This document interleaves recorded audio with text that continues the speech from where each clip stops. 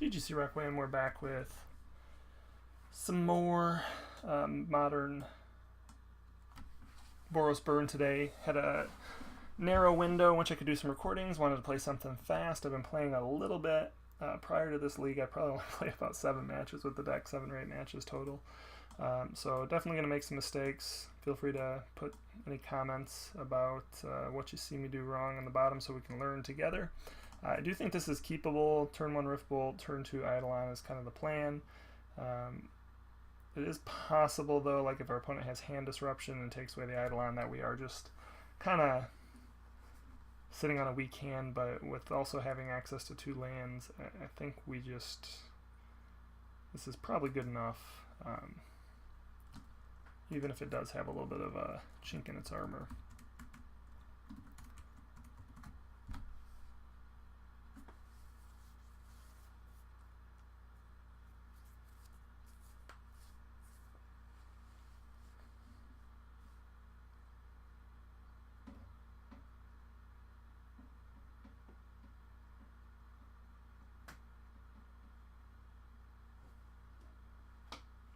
So again, just definitely at this point planning to suspend Riftbolt turn 1. Granted, that could change if we draw like a Monastery Swiftspear or Goblin Guide. Goblin Guide being the preferred choice. More shadow. How beautiful. Unless this is Living End, that's possible. I just don't see a Living End player cycling Street Wraith before they play their land. Probably would have done it on end step unless they kept a 0 lander, which is just crazy. Okay, now I'm starting to think maybe they kept a 0 lander and hope to Street Wraith. Okay, so it looks like we're probably going to be playing another Grixis Shadow deck here.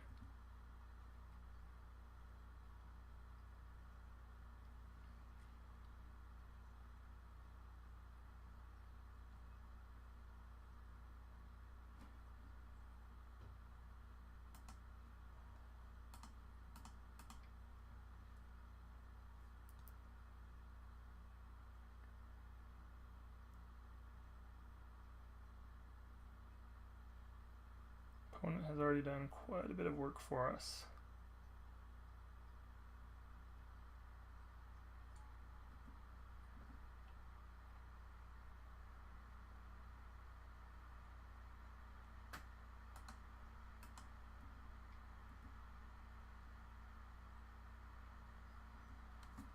So I wouldn't be surprised to see them go Shock, Fatal Push here.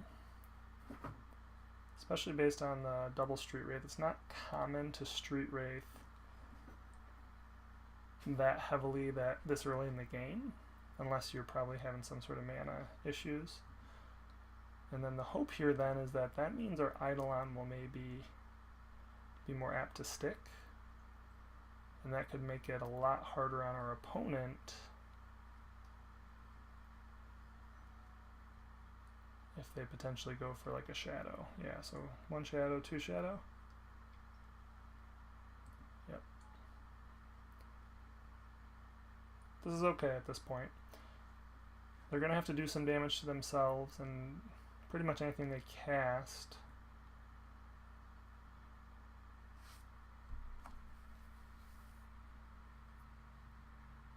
So I think we actually, instead of fetching, I think we're just going to go with the Foundry here.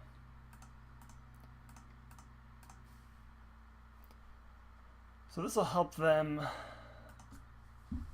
with setting up their life total, but hopefully as they try and drive their life total lower to maybe drive in with 1 big attack, we are able to make them take enough damage that we're able to just kind of fire off a spell to kill them on the crackback.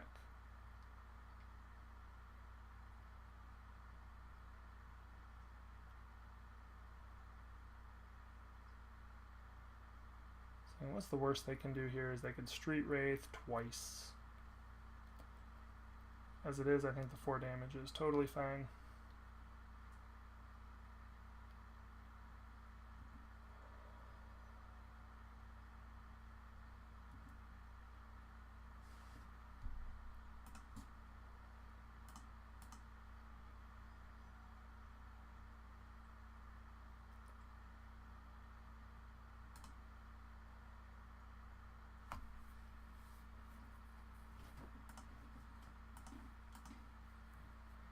So that's 3, that's 5, 9. Question is, do we need to do that much damage?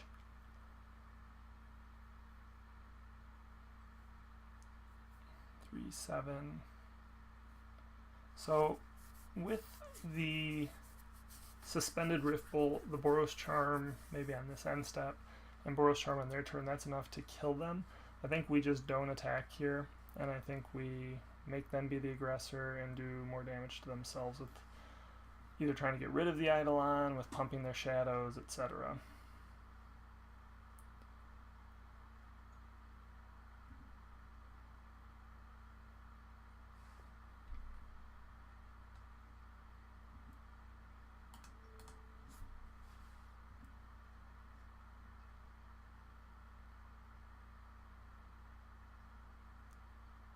So if they want to keep their shadow here, they have to cast a spell.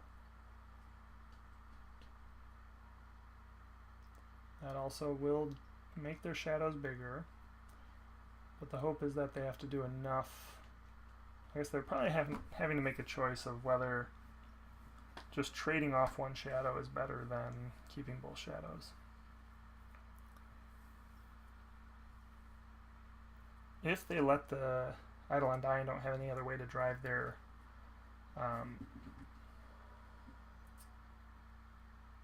life total down, then they can't even Stubborn Denial the Boros Charm.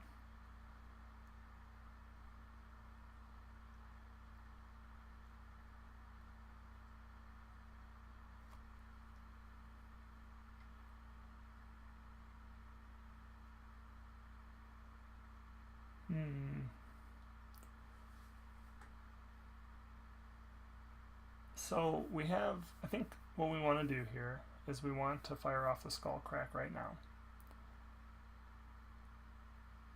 They Stubborn Denial it is the hope. No, so here's the problem. If they're at 11, if they Stubborn Denial one of our spells, we have exactly 11 damage that we're looking to get. So I think we have to fire off the Skullcrack now. If they have a Stubborn Denial, hope they Stubborn Denial it. And then the Boros Charms and the Scalding Tarn getting us another mountain is lethal. So I think we've got them here. They can counter one of our spells next turn. Presumably they'll counter this first Rift Bolt. I don't know. Maybe not.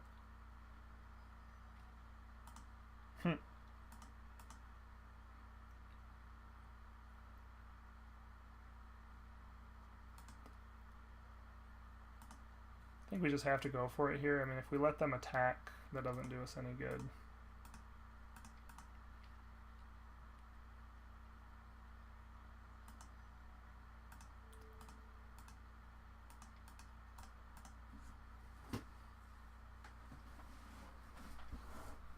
And they have a Stubborn Denial. No, they don't. They're just teasing. They just teasing. Alright, so we got there.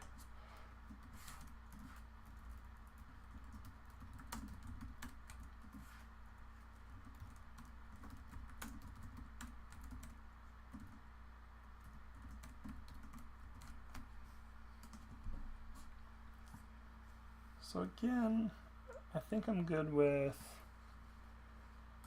I did like the one relic as a hedge against Esper. I think we maybe will try that here as well. Bringing in the paths, bringing in the deflecting palms. I absolutely don't need the Searing Blazes. On the draw, we can cut at least 2 Eidolon, I think. Especially the Grixis version. Well, no, the Grixis version is really heavy on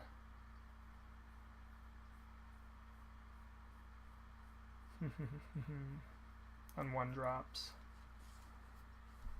Maybe we want to keep 3 in. Just feel like it's almost too slow out of the side. We want stuff to be able to go at their face.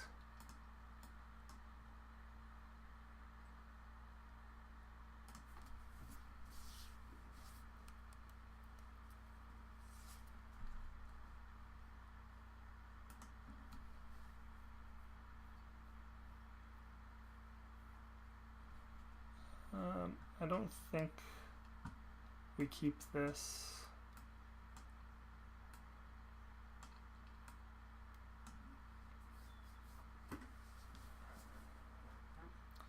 Yeah, there's just no way we keep this. I mean, if they have removal or hand disruption, we're just basically running on fumes. We're just going to have to hope to get something better at 6.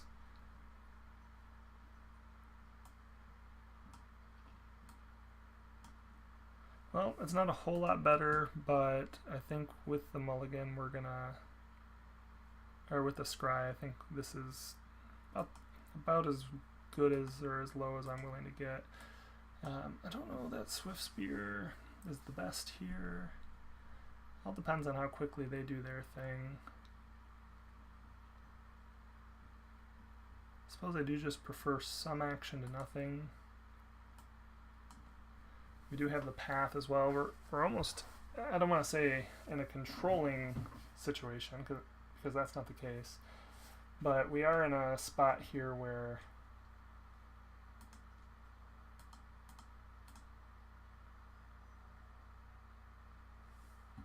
we are just going to have to be a little careful. We definitely don't have the aggressive plan locked down.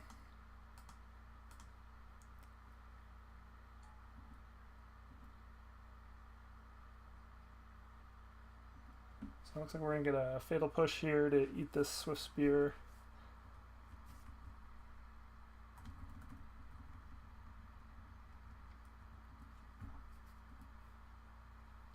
I love that card, by the way.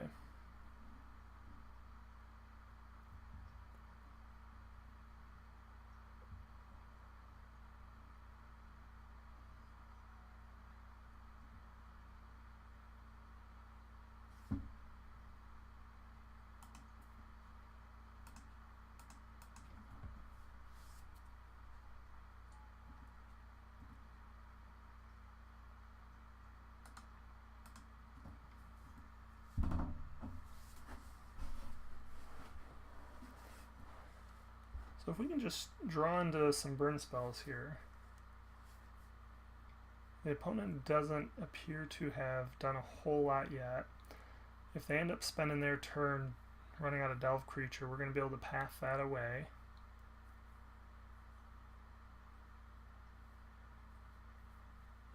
I guess the best bet or best hope is that they end up spending both lands and their entire graveyard for a Gurmag Angler, because then we should be able to path it without recourse.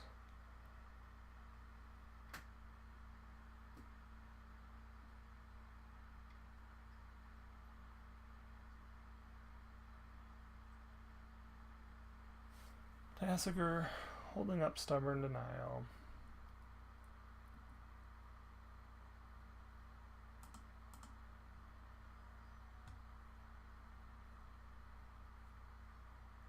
Don't think we go for it here. We can wait till our turn.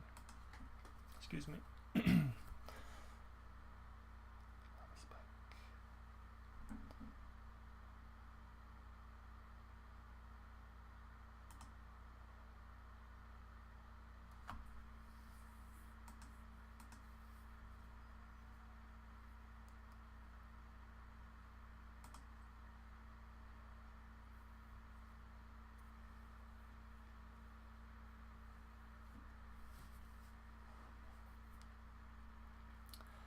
So do we force the path, try and get some damage in,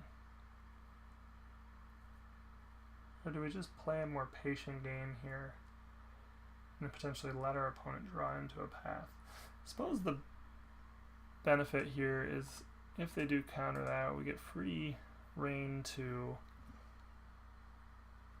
fire off a Boros Charm. Yep, so they have it. That's fine. And I think we just take this chance to, well,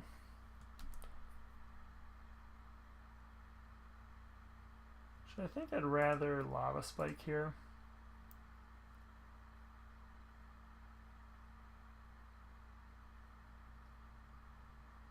Can we do anything with double strike here?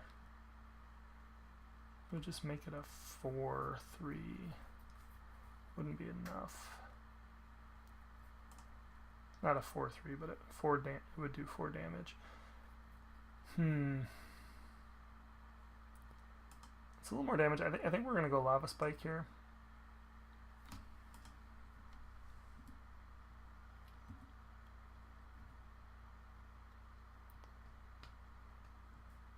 One, Boros Charm is instant speed. Two, it's not like we're gonna be tight on mana to cast Boros Charm. I mean, potentially if we draw a Rift Bolt, we couldn't cast both this turn.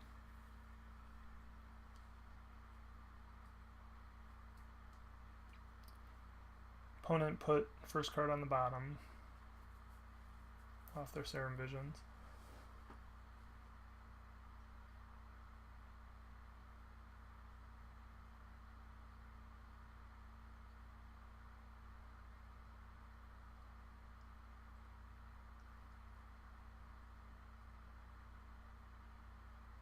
Second card on top.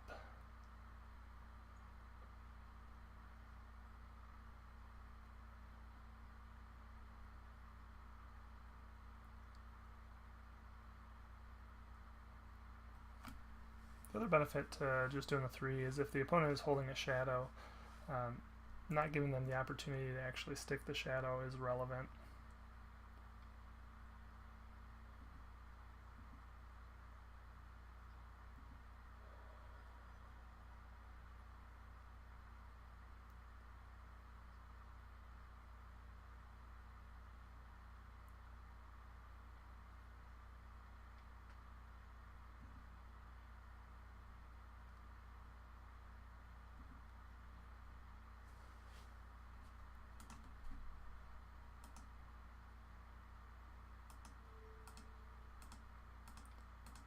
I'm going to cast the Boros Charm now.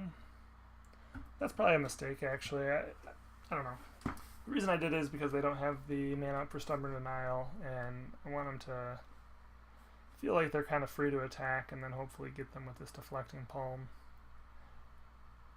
Suppose if we had waited, I don't know.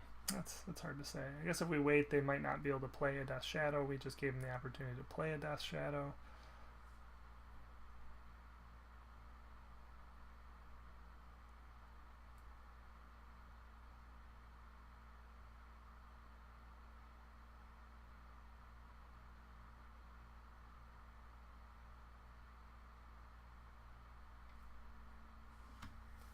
If they play a Death Shadow, we certainly have to consider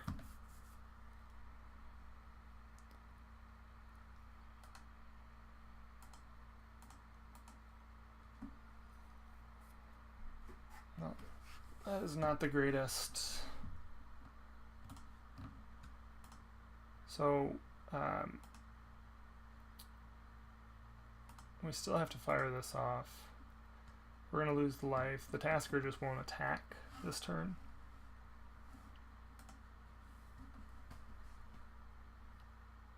But I'd say the opponent is kind of squarely ahead now.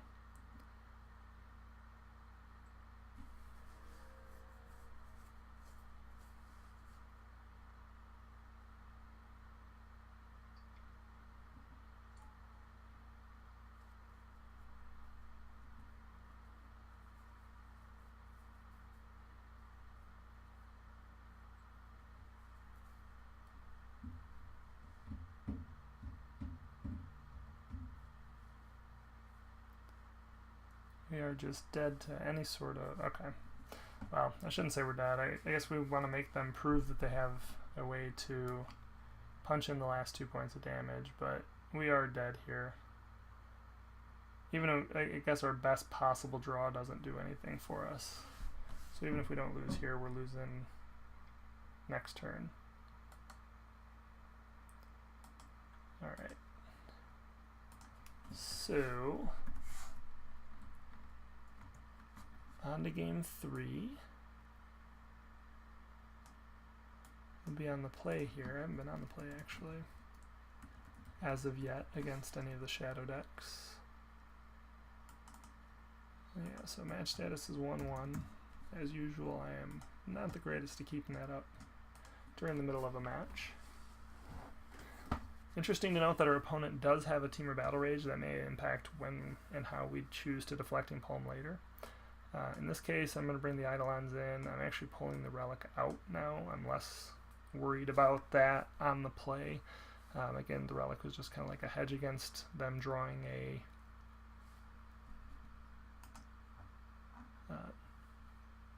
being able to play like a Tasigur or Gurmag Angler early. But here we are going to be the aggressor again.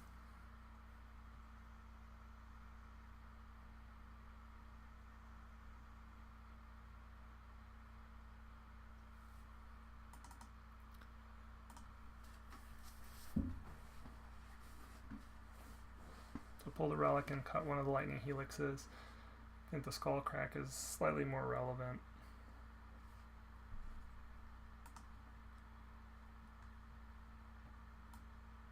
Oh, ugh.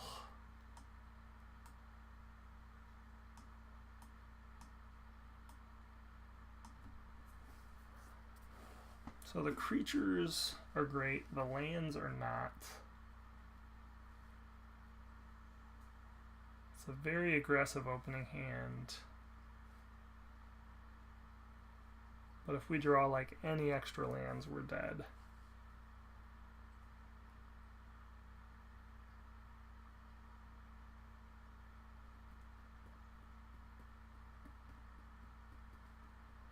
But the flip side of it is we definitely need white to play our spells.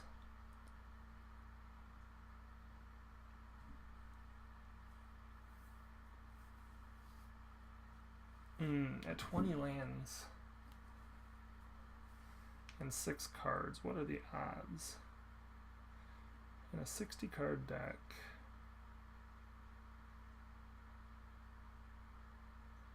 with 20 lands on the play, so you'd see 7 cards by turn 2. What are the odds you'll see 2? 2 lands. 75%.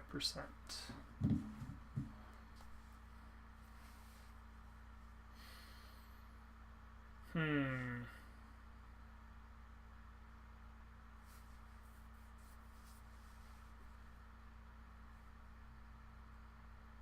think we're going to keep this. And we're just going to have to hope to draw well, basically.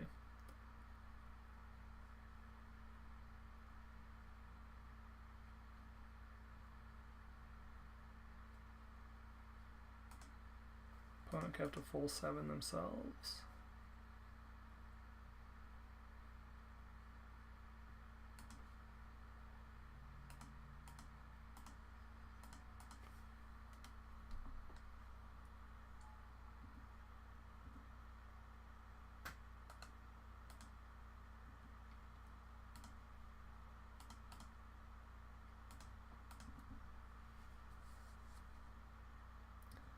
So opponent draws a street, or is going to draw a Street Wraith on their next turn, so that's potentially 2 more points of damage for us.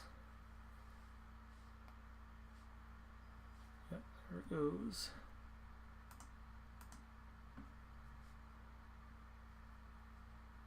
I mean, I guess we don't really care whether it's Hand Disruption or Removal Spell here. If they go for the Swift Spear, we still get 2 points of damage with the Goblin Guide. I actually take the Lava Spike, okay. So we kind of just hope to draw like a 1 CMC burn spell for next turn. Ask and ye shall receive.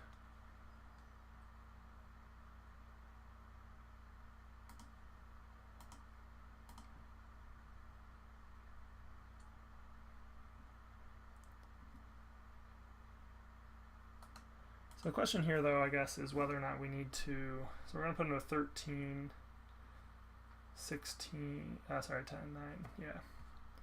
So I definitely think we want to fire it off here. What's our opponent going to draw?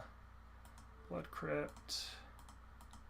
They're going to be able to cast their Death Shadow either way. Blood Crypt puts them down to 7. We're just looking at a couple draws. They can't attack our hand at this point because we just have lands. We still potentially can get a couple points of damage around them wide.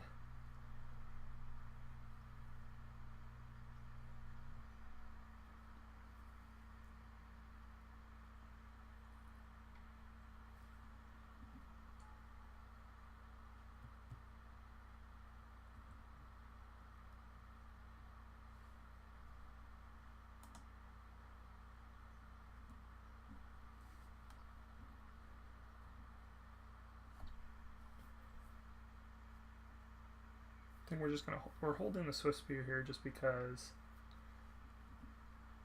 if the opponent attacks us, we can catch them for surprise. Catch them with surprise. We really need to be drawing burn spells here, or like a path, or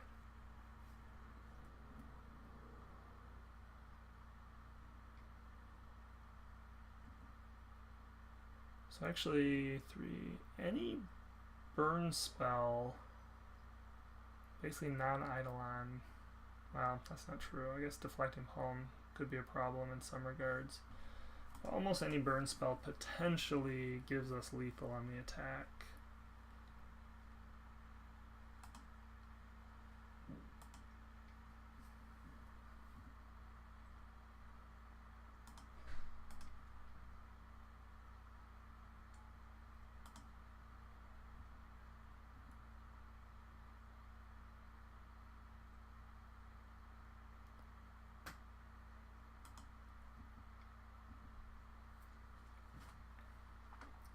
So we're going to bait like we can't.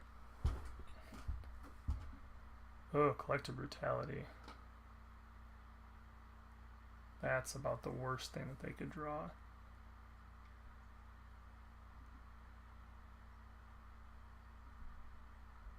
Or best thing that they could draw, I should say. So we're going to have to end up using this Deflecting Palm on the Death Shadow. They won't be able to attack this turn. But that's going to end up being the game.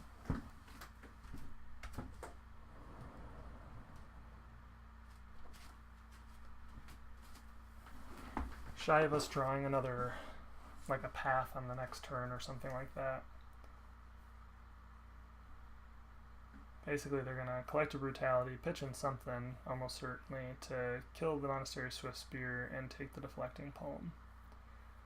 So, I guess actually, so casting the Deflecting Palm on the Death Shadow makes the Death Shadow not attack, and the Monastery Swift Spear will live through that.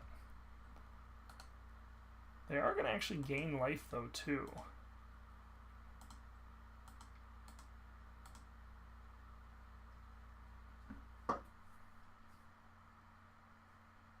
So their shadow will shrink.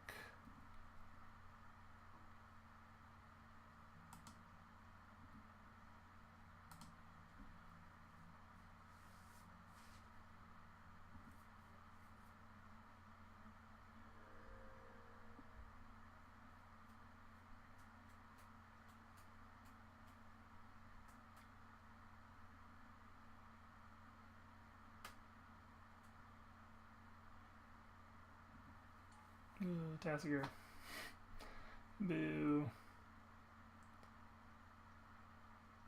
We're on a 2-turn clock either way, so there's no point in not trying to kind of thin our deck out a little bit here, even though it's irrelevant. I can't imagine there's anything we can draw here that makes much of a difference.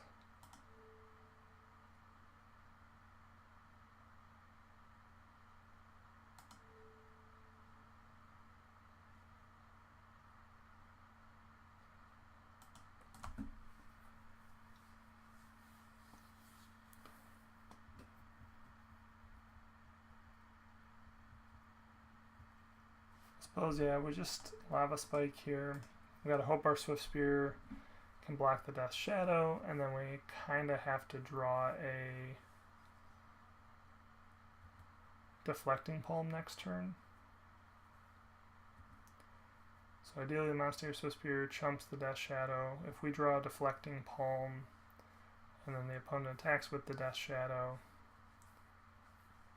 we'll be able to do lethal to them. But that's pretty much it, and obviously we're certainly dead to several things our opponent could do.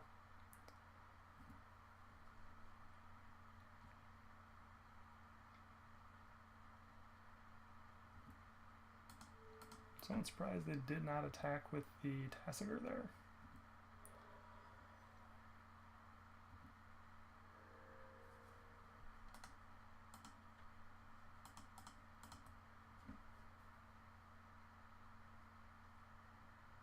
So I was going to concede, but maybe we'll give them a little bit of a scare.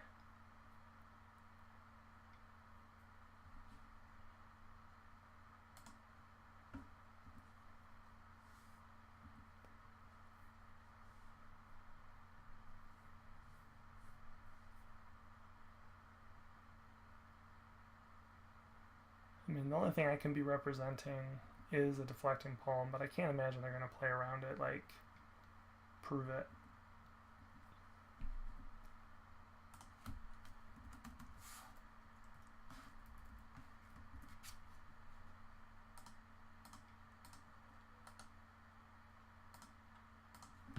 Alright, so still not too bad. Again, not quite the best burn player in any regard, but hopefully it was enjoyable. Hopefully it helped you learn a little bit. My hope of playing kind of burn is just to get a better feel for the deck, what it's trying to do, and that way I can, play better when I play against it. Again, the next or the playlist for burn on the right here if you're interested in more burn content. I don't have a ton up right now, but who knows, by the time you're watching this there may be piles of burn videos. So again, hopefully you enjoyed. Have a good weekend.